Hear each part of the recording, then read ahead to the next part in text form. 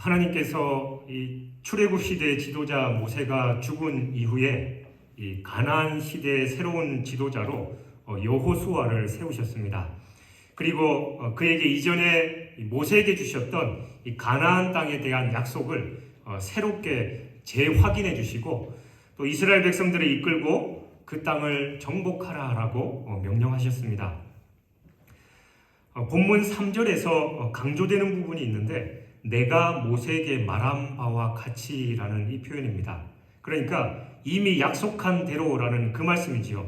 그러니까 가나안 땅에 대한 약속은 내가 이미 했으니까 이건 반드시 성취될 것이다 라는 그런 말씀입니다. 이처럼 하나님께서 한 번 약속하신 것은 하나님의 일꾼, 그 일을 감당했던 일꾼이 죽거나 이 시대가 변하는 것과 상관없이 반드시 이루어집니다. 이스라엘 백성들은 자기들을 인도했던 모세가 죽었으니까 야 우리가 가나안 땅에 못 들어가는 거 아닌가라는 그런 걱정과 염려가 있었지만 하나님께서는 내가 이미 약속한 거 아니냐 걱정하지 마라 내가 너를 인도한다라고 그렇게 약속하시는 것이지요. 그것은 약속을 주신 하나님이 옛날에도 계셨고 지금도 계시고 앞으로도 계실 영원한 분이실 뿐만이 아니라 또 그 약속을 이루는 건 그 지도자가 아니라 하나님 당신 바로 내가 그 일을 이룬다라는 것을 분명히 하시는 그런 말씀입니다.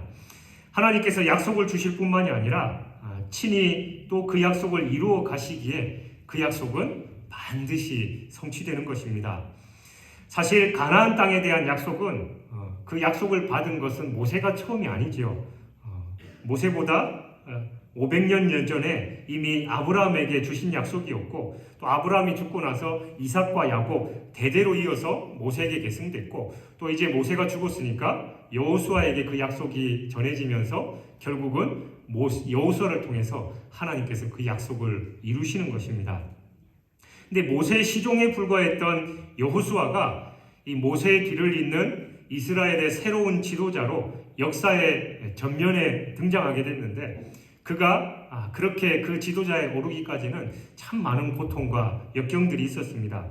그 당시로부터 약 38년 전에 가데스 바네아에서 가나안 땅을 정탐하도록 파송된 12명의 정탐꾼 중에서 여호수아와 갈렙 이 두 명은 그 땅은 하나님께서 우리에게 주신 약속의 땅이다. 우리가 가서 점령하자라고 긍정적인 의견을 피력했지만 나머지 10명은 무슨 소리냐? 우리는 가면 다 죽는다. 우리는 그 땅을 정복하지 못한다라고 불평불만을 하고 모든 이스라엘 백성들이 그 부정적인 의견에 동조하게 되지요. 그러자 여호수아와 갈렙이 아니다라고 그들을 만류하지만 오히려 그들을 돌로 쳐 죽이려고 하는 그런 상황까지 이르렀고 그것을 인해서 급기야 하나님께서 이스라엘 백성들에게 저주하심으로써 얼마 걸리지 않는 그 광야길을 38년 거의 40년 동안 돌아가는 그런 고난을 겪게 된 것입니다. 하나님의 약속의 말씀을 믿고 하나님의 뜻에 순종하면서 굴하지 않았던 여호수아와 갈렙은 오히려 그 순종으로 인해서 어려움을 당하는 그런 상황이 됐습니다. 그러나 보십시오.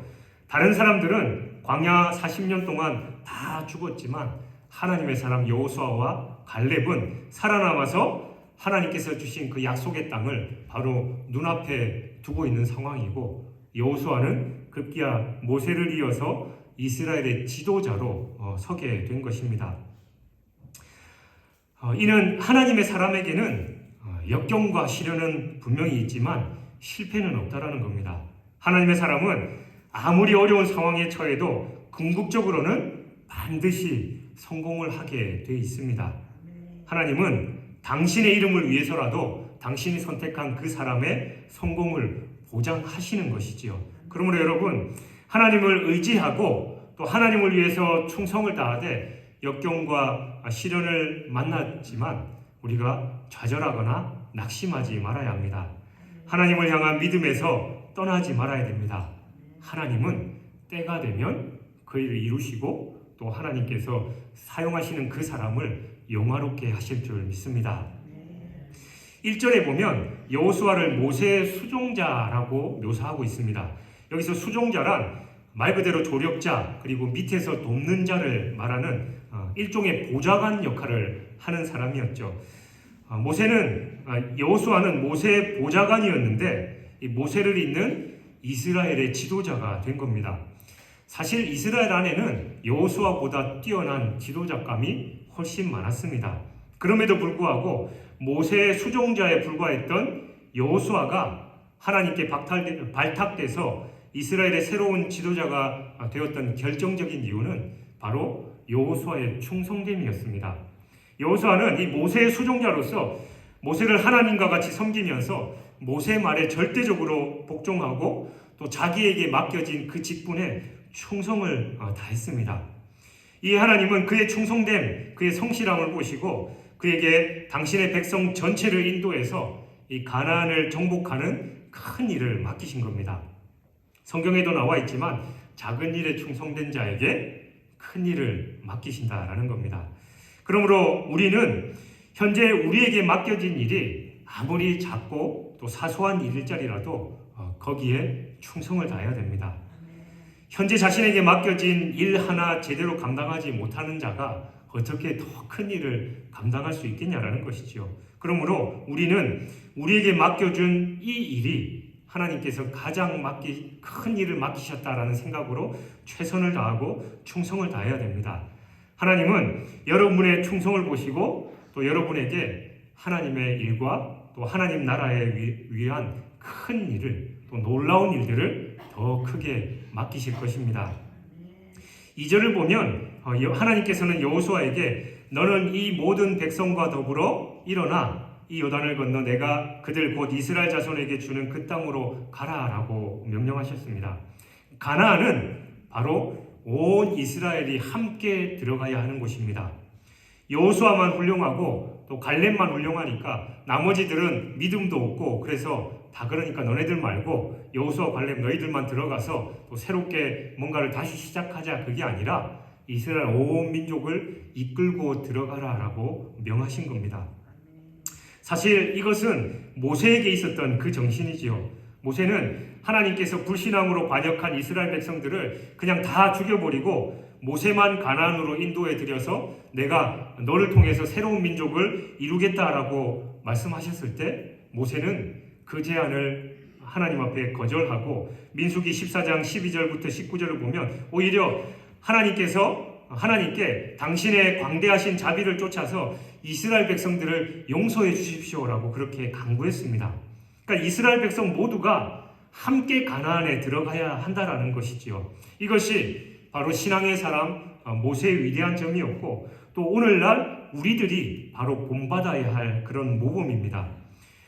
나만 잘 되고 나만 잘 살겠다라는 것이 아니라 우리 공동체 전체가 잘 되고 전체가 그 약속의 땅, 축복의 땅으로 들어가겠다라는 그 운명 공동체적인 정신이 바로 우리에게 필요한 것입니다. 그러기 위해서 우리는 어떻게 해야 됩니까? 믿음이 없고 연약한 성도들을 탓하고 비난하는 마음을 버려야 합니다. 모든 사람에게는 약점이 있고 부족한 점이 있기 마련이지요.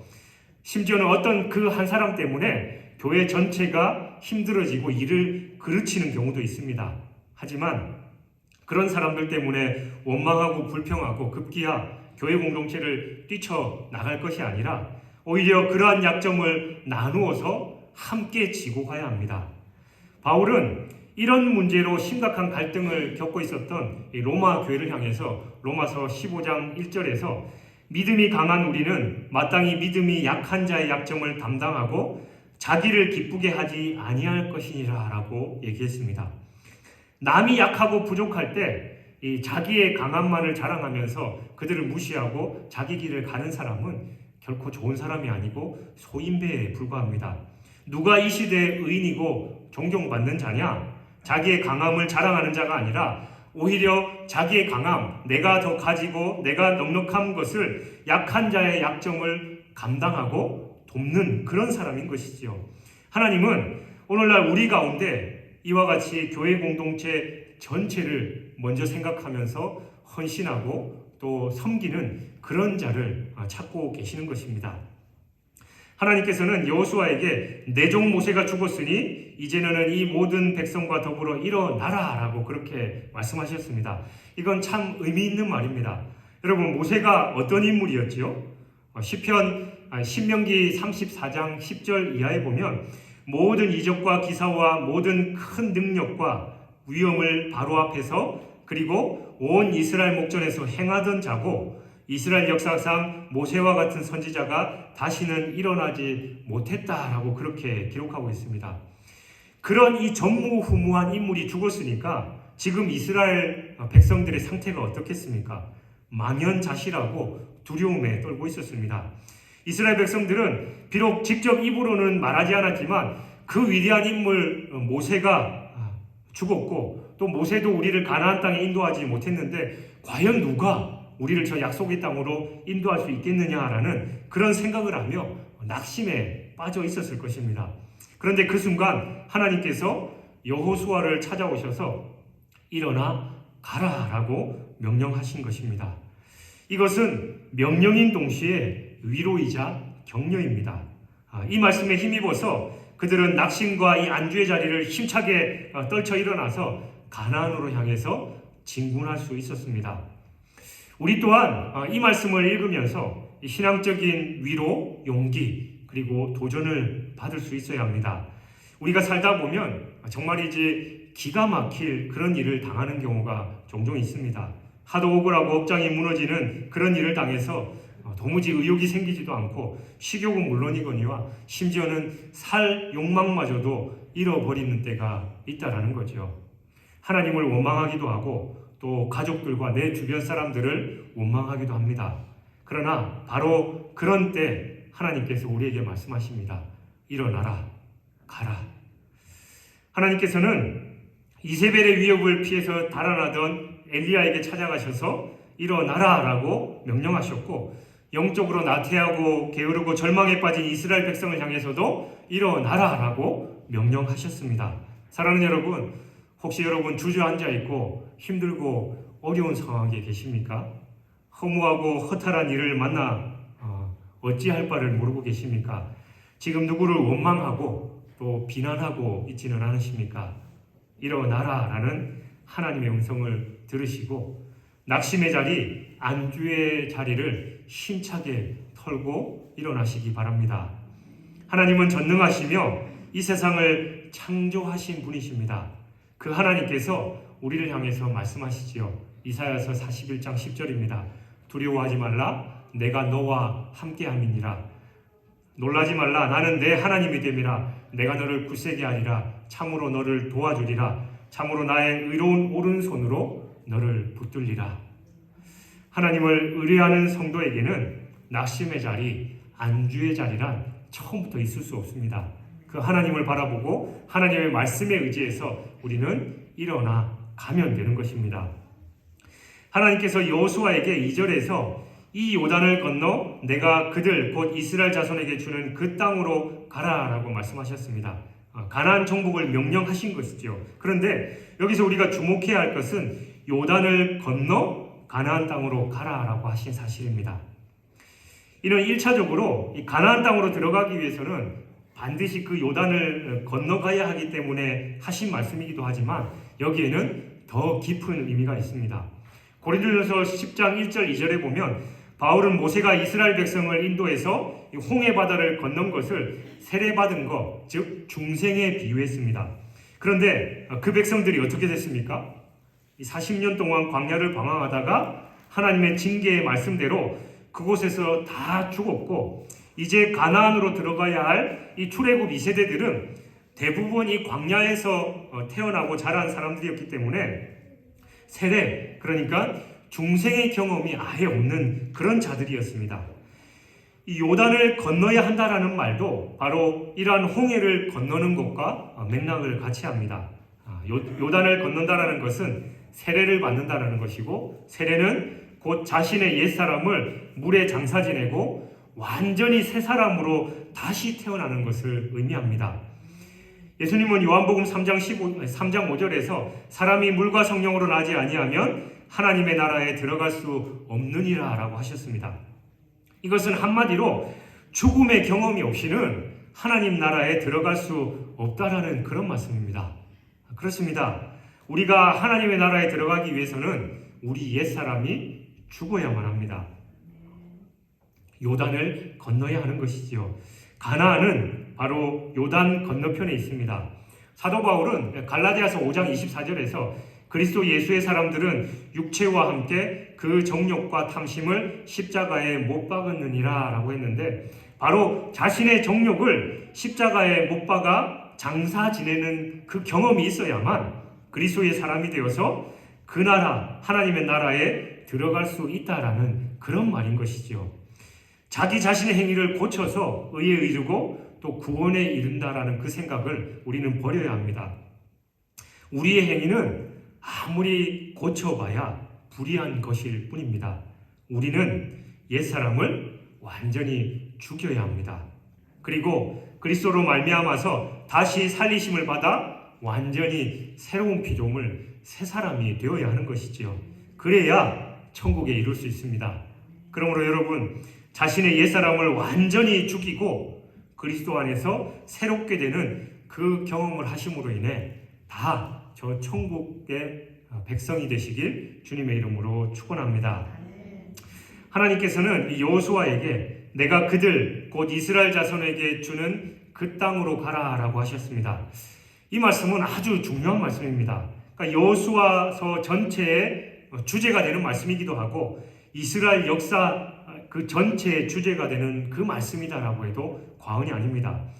창세기 역사는 아담과 셋과 셈 그리고 아브라함으로 이어지는 그 믿음의 계보가 가나안을 차지하게 됐다라는 것을 보여주지요. 또 이스라엘 자손의 애국 고난은 가나안을 떠난 이스라엘 백성들이 결국에는 얼마나 고생을 하는가라는 것을 보여줍니다. 그러니까 이스라엘의 바벨론 포로는 하나님의 백성이라도 죄를 지으면 약속의 땅 그 가나안을 잃어버릴 수 있다라는 것을 분명하게 보여주고 있습니다. 그러니까 이스라엘에 관한 모든 것은 이렇게 이 가나안 땅과 직접적으로 관련되어 있는 것입니다. 그러니까 여호수아서는 조상들이 밟았던 그 약속의 땅을 찾아가는 그 역사의 이야기지요. 그러니까 이스라엘 백성에게 가나안은 이처럼 눈물겨운 땅이고 생명이고 또 하나님의 축복의 약속이 있는 그런 땅입니다. 그래서 참으로 의미가 깊습니다. 그러니까 지금의 이스라엘을 중심으로 벌어지고 있는 소위 이 중동 문제라는 것도 이러한 이스라엘의 역사를 모르고서는 도저히 이해할 수 없습니다. 그들은 자기의 조상들이 생명을 걸고 찾고 지켰던 그 가나안 땅을 아무리 주변 국가와 또 세계 여러 나라들이 비난한다 할지라도 결코 포기하거나 양보할 수 없는 것이지요. 이스라엘에게 있어서 이렇게 중대한 의미를 지녔던 가나안, 그것은 바로 우리 성도가 들어가서 살아야 할 저 천국 하나님 나라의 모형이기도 하다라는 것이지요. 오늘날 우리는 예수 그리스도의 십자가 은혜로 말미암아 이 하나님 나라를 거저 받았다라고 생각하기 쉽습니다. 물론 구원은 우리의 노력이나 공로로 얻을 수 없고 오직 예수 그리스도의 십자가의 은혜로만 얻습니다. 하지만 그러한 사실이 이 하나님이 은혜로 주신 구원을 그렇게 값싸게 생각해도 된다라는 것은 결코 아닙니다. 천국의 모형이 되는 가나안을 얻기 위해서 이스라엘 백성들이 수많은 피와 눈물과 또 땀방울을 흘렸습니다. 그들의 가나안 입성은 결코 그렇게 값싸고 가볍게 이루어진 것이 아니었습니다. 바울은 우리가 하나님의 은혜로 값없이 구원을 얻었다라고 말하면서도 구원 그 후의 성도의 노력에 대해서 빌립보서 2장 12절에서는 두렵고 떨림으로 너희 구원을 이루라라고 했고, 고린도전서 9장 27절에서는 그 자신이 내가 내 몸을 쳐 복종하게 함은 내가 남에게 전파한 후에 자신이 도리어 버림당할까 두려워함이로다라고 했습니다. 이것은 은혜가 아닌 행위로 구원을 받는다라는 이 옛 율법주의로 돌아가는 것을 의미한다라는 것으로 우리는 이해해서는 안 되겠지만, 구원에 대해서 우리가 평소에 잊고 있었거나 혹은 잘못 생각했던 것이 있다면 수정하고 또 새롭게 하는 그런 계기로 삼아야 합니다.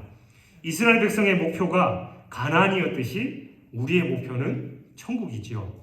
우리가 이러한 천국에 들어가기 위해서는 광야와 같이 험난한 세상을 지내야 하기 때문에 때로는 생명의 위협도 있고 또 불안과 두려움도 엄습해 옵니다. 하지만 결코 포기할 수 없는 것이 저 천국입니다. 우리는 세상에 대한 지나친 욕심과 또 욕망 때문에 이 거룩한 소욕이 흐려지지 않도록 힘쓸 뿐만이 아니라 어떤 시련과 고난이 닥쳐와도 천국을 향해서 나아가는 우리의 발걸음을 멈추어서는 안 된다라는 겁니다. 하나님께서는 이 여호수아에게 3절에서 너희 발바닥으로 밟는 모든 곳을 내가 너희에게 주었노니라고 말씀하셨습니다. 그러니까 이 말씀에 특별한 표현이 있는데 내가 너희에게 주었노니, 그러니까 아직 이루어지지 않은 일이 마치 이루어진 것처럼 말씀하고 있다는 것이죠. 즉 하나님께서는 이스라엘이 아직 가나안에 들어가기도 전임에도 불구하고 마치 가나안을 이미 차지한 것처럼 말씀하고 계신 겁니다. 이처럼 미래에 일어날 일이 이미 발생한 것처럼 묘사하는 것을 예언적 과거형이라고 하는데, 이 구약의 예언자들은 이러한 예언적 과거형을 사용해서 하나님의 약속이 반드시 성취될 것임을 이 백성들에게 확신시켜 주곤 했습니다. 그러니까 하나님께서 가나안 땅에 대한 약속을 이처럼 과거형으로 말씀하신 것은 그만큼 하나님 당신의 약속이 확실하다라는 것을 강조한 것이지요. 사실 하나님의 약속은 주어지는 그 순간 이미 성취된 것이나 마찬가지입니다. 왜냐하면 하나님은 신실하셔서 한 번 약속하신 것은 반드시 이행하시고 또한 전능하셔서 못 이룰 것이 없기 때문입니다. 실제로 본문의 가나안 땅에 대한 약속을 비롯해서 이 하나님의 모든 약속은 그 어느 것 하나 성취되지 않은 것이 없습니다. 그리고 성취되고 있고 분명히 성취될 것입니다.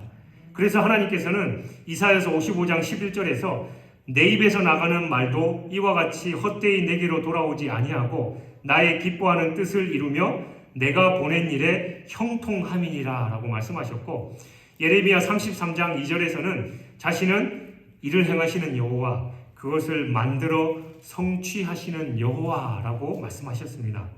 사랑하는 여러분, 우리는 다 천국에 대한 약속을 이미 받았습니다.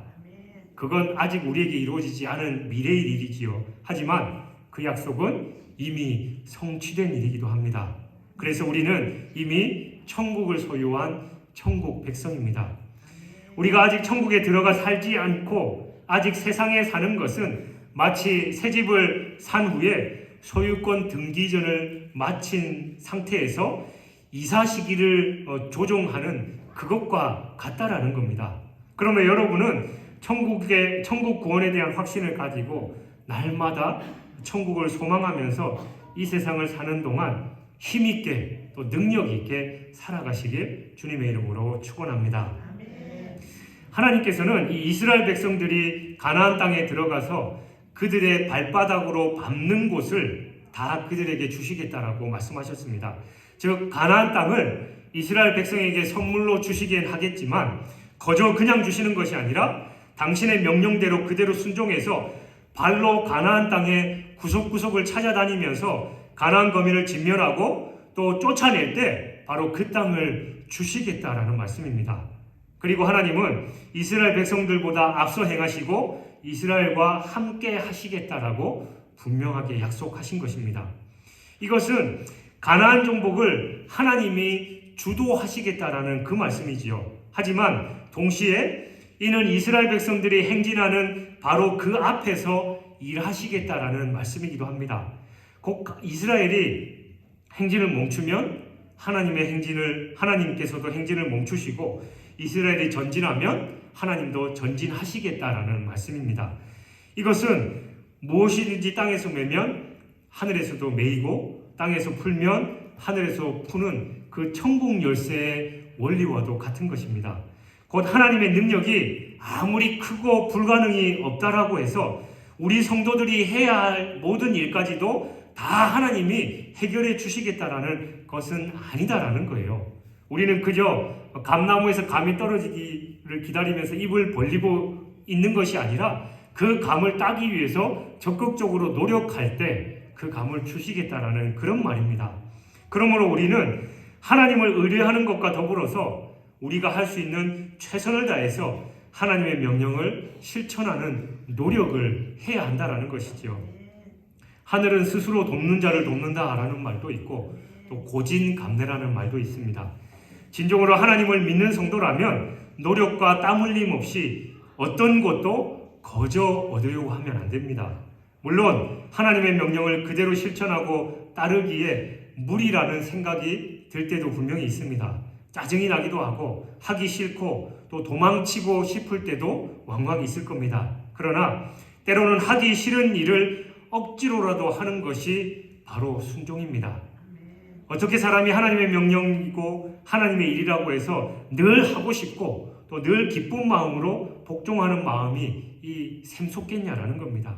하지만 바로 그것을 이겨낼 때 순종의 참맛을 알 수 있습니다.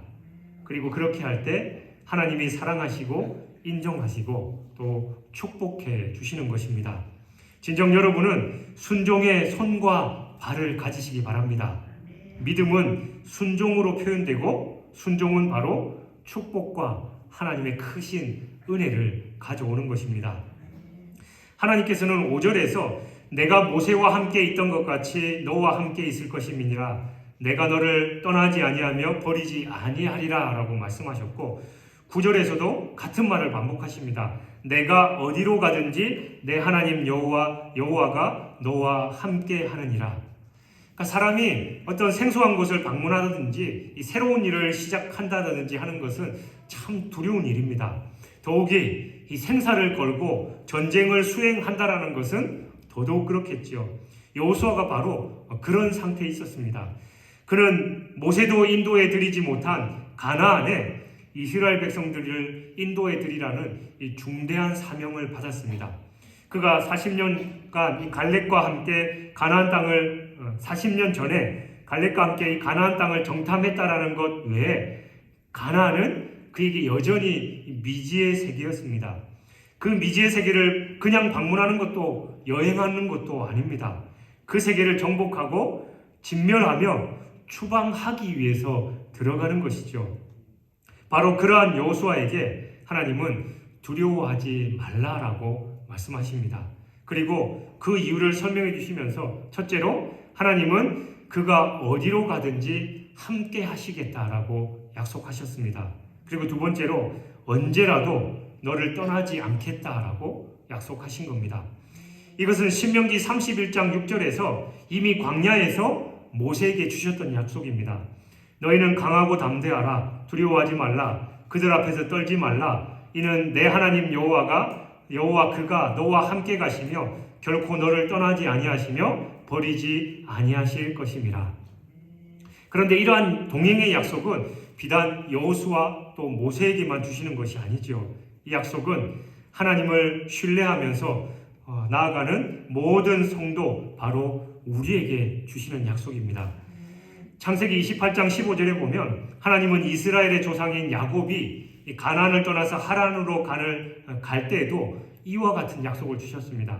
내가 너와 함께 있어 내가 어디로 가든지 너를 지키며 너를 이끌며 이 땅으로 돌아오게 할지라 내가 내게 허락한 것을 다 이루기까지 너를 떠나지 아니하리라. 그리고 히브리서 13장 5절에 보면 거기서도 성도들에게 같은 약속을 주십니다. 내가 결코 너희를 버리지 아니하고 너희를 떠나지 아니하리라. 이것이 오늘날 우리가 믿는 하나님의 모습입니다. 우리는 하나님을 잘 믿고 굳게 의지하다가도 때로는 곧잘 하나님을 잊고 하나님을 붙잡은 손을 우리가 놓아버리는 경우가 있습니다. 하지만 하나님은 우리를 잡은 손을 영원히 놓지 않으십니다. 내가 하나님과 잡은 손을 놓는다 하더라도 하나님이 놓지 않으시면 그 손은 연결되어 있습니다. 그 손은 이렇게 잡혀 있는 거예요. 내가 놔봐야 하나님께서 잡고 있으면 결코 이 끈은 놓아지지 않는다라는 겁니다.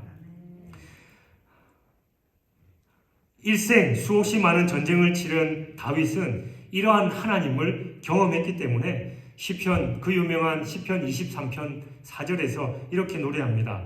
내가 사망의 음침한 골짜기로 다닐지라도 해를 두려워하지 않을 것은 주께서 나와 함께 하심이라. 주의 지팡이와 막대기가 나를 아니하시나이다.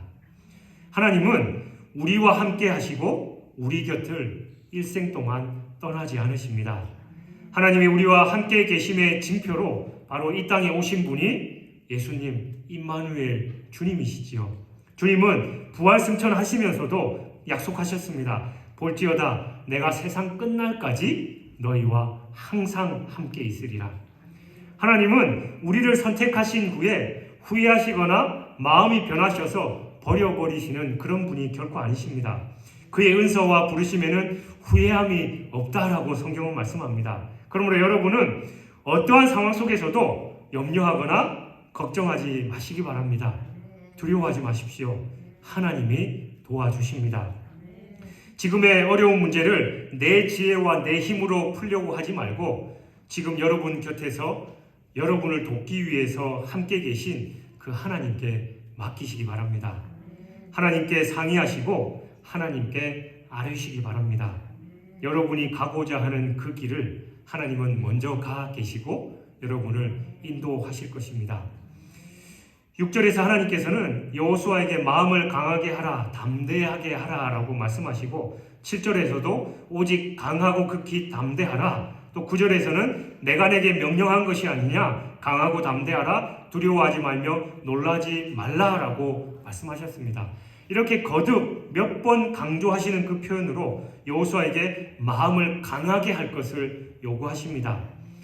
이와 같은 마음의 자세에 대한 요구는 앞으로 여호수아와 또 이스라엘 백성들이 수행해야 할 그 일과 관련이 있지요. 즉 여호수아와 이스라엘 백성들은 가나안 정복 전쟁이라는 어마어마한 그 대업을 앞두고 있는 그 상황에서 그 일을 성공적으로 수행하기 위해서는 무엇보다도 이 강한 마음의 자세가 요구됐던 것입니다.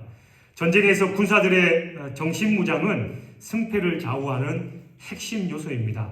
스포츠 경기도 마찬가지요.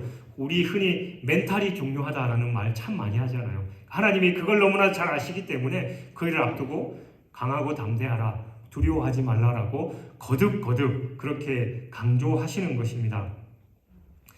전쟁에서 군사들의 정신무장, 그것을 강조하신 것이지요. 그런데 마음을 강하고 극히 담대해야 하는 것은 비단 가나안 정복 전쟁을 앞둔 여호수아와 이스라엘 백성뿐만이 아니죠. 그것은 바로 하나님 나라를 소망하는 우리 성도들에게 동일하게 요구되는 자세입니다.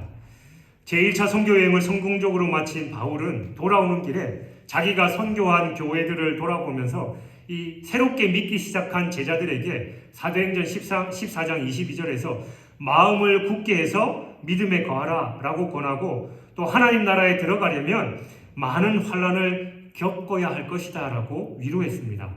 그러니까 성도들이 영원한 가나안 복지 천국에 들어가는 것은 의심할 수 없는 분명한 사실입니다. 하지만 천국에 들어가서 그리스도와 함께 영광을 받기 위해서는 이 세상을 사는 동안 여러 가지 고난을 받아야 하는 것도 우리는 부인할 수 없습니다. 그러므로 사도 바울은 고린도전서 16장 13절에서 고린도 교우들에게 깨어 믿음에 굳게 서서 남자답게 강건하라라고 그렇게 권면했습니다. 그러니까 우리가 신앙생활을 하다 보면 수많은 대적들을 만나게 되고 예기치 않은 환난을 당하기도 합니다. 때로는 부모와 형제와 자녀를 부인해야 하는 그런 경우도 만나게 된다라고 성경은 말씀합니다. 바로 이러한 점 때문에 우리는 마음을 강하게 해야 합니다. 지극히 담대해야 하는 것입니다. 하나님이 우리에게 요구하시는 것은 용사의 마음입니다. 그러니까 어떠한 환경이 펼쳐지더라도 굴하거나 포기하지 않고 바울과 같이 자신이 달려가야 할 길을 성공적으로 완수할 수 있는 그런 성도가 되기를 하나님께서 바라신다라는 거지요. 하나님은 여호수아에게 7절에서 나의 종 모세가 내게 명령한 그 율법을 다 지켜 행하고 우로나 좌로나 치우치지 말라, 그리하면 어디로 가든지 형통하리라 라고 말씀하셨습니다. 또 이어서 8절에서 이 율법책을 내 입에서 떠나지 말게 하며 주야로 그것을 묵상하여 그 안에 기록된 대로 다 지켜 행하라, 그리하면 내 길이 평탄하게 될 것이요 내가 형통하리라 라고 말씀하셨습니다. 이건 형통의 비결이 무엇인지를 정확하게 알려줍니다. 바로 하나님의 말씀을 지키는 것, 그게 바로 형통의 비결입니다. 우리는 6절과 7절 상반절에서 하나님께서 이스라엘을 이끌고 정복 전쟁을 수행할 여호수아에게 마음을 강하고 담대하게 하라라고 명령하신 후에 나가서 싸우라, 적을 대적하라라고 명령한 것이 아니고 하나님의 율법을 다 지켜 행하라라고 명하신 그 사실을 우리가 유의해야 합니다. 이것은 하나님의 말씀이 우리의 힘이고 능력이다라는 것을 말해주는 거예요. 가서 정복하라라고 말씀하신 하나님이 계략을 잘 세우고 열심히 훈련해서 또 총칼을 잘 준비해서 가서 전쟁하라라고 말씀한 게 아니라 말씀을 지켜 행하고 우로나 좌로나 치우치지 말라라고 말씀했다라는 거예요. 어떻게 보면 참 뜬금없는 말이죠. 그러나 그게 바로 핵심이고 그게 바로 진리이기 때문에 하나님께서 말씀하는 겁니다. 이건 성경이 가르치는 기본적인 사상이기도 합니다.